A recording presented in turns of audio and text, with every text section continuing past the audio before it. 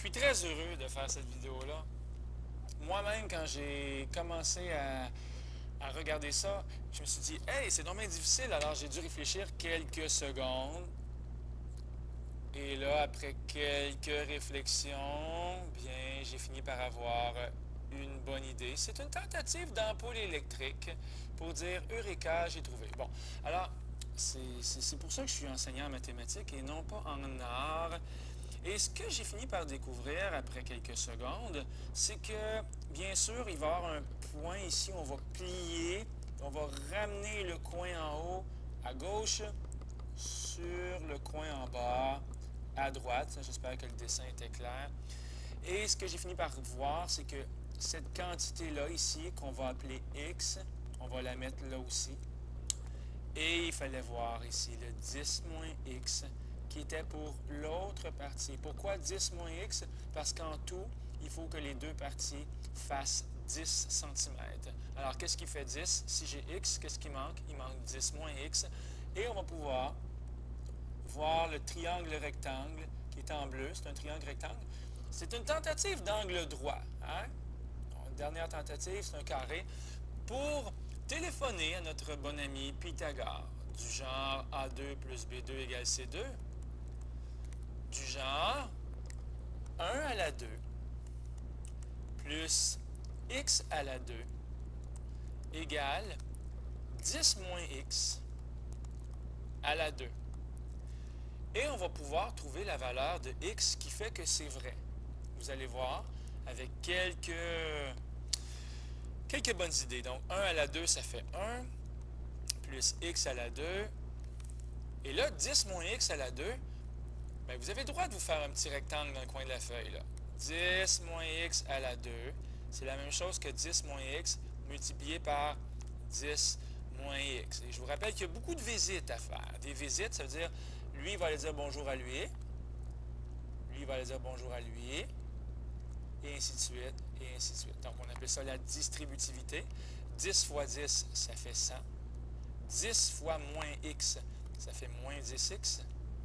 Moins x fois 10, ça fait encore moins 10x. Et finalement, moins x fois moins x, un moins fois un moins, ça donne un plus.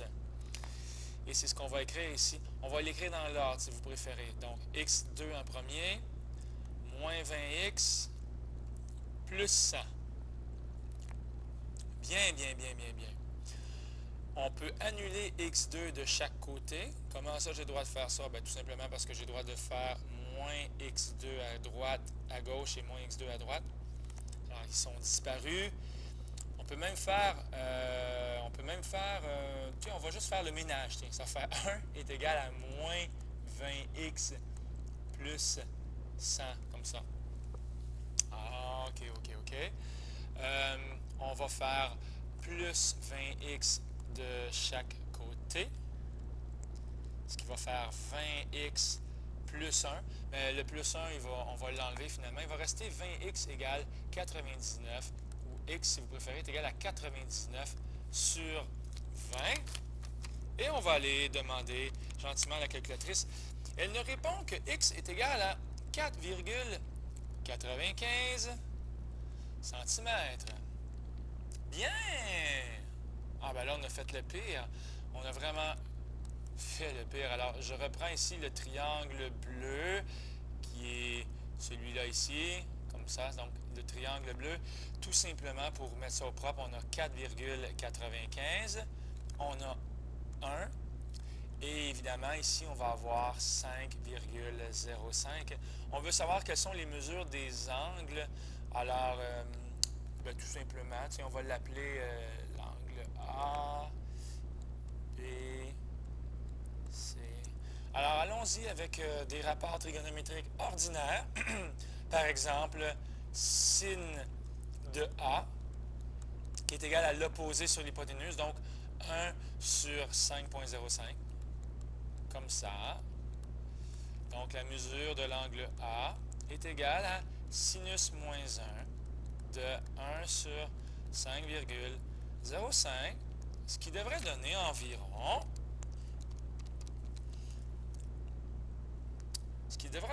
11,42 degrés.